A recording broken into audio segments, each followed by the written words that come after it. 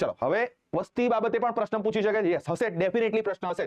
તો તમારે ભારત અને ગુજરાત છે એની 2011 ની વસ્તી ગણતરી છે મિત્રો, એના આગામી પીએસઆઈ પરીક્ષા આપવા જતા હોય ને તો અત્યારે છેલ્લા લાસ્ટ ટાઈમમાં શું કરવું જોઈએ, તો લાસ્ટ ટાઈમમાં હું તમને ખાસ આ વસ્તુ એડવાઇસ આપવા માંગુ છું કે છેલ્લું રિવિઝન છે ને જ્યારે પણ તમે કરો એટલીસ્ટ 2011, કારણ કે જો આ વસ્તુ કેવું છે, આંકડા ખાલી ગોખવાના છે.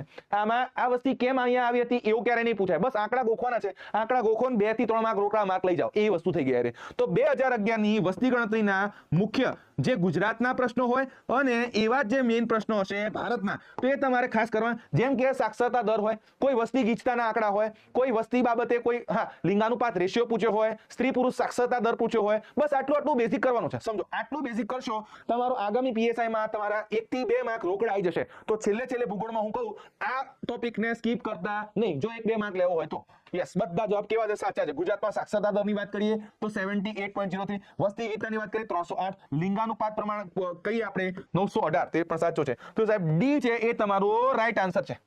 એકની અંદર 3 છે એ લાવી દીધા છે, અને 3 ઇમ્પોર્ટન્ટ છે, પરીક્ષામાં પૂછી શકે એવા છે કે સાહેબ ગુજરાતમાં સાક્ષરતા દર 78.03%, વસ્તી ગીચતા છે 308 જોવા મળે, અને લિંગાનુપાત રેશિયો એટલે કે 1000 પુરુષો એ સ્ત્રીની સંખ્યા છે એ 918 જોવા મળે છે.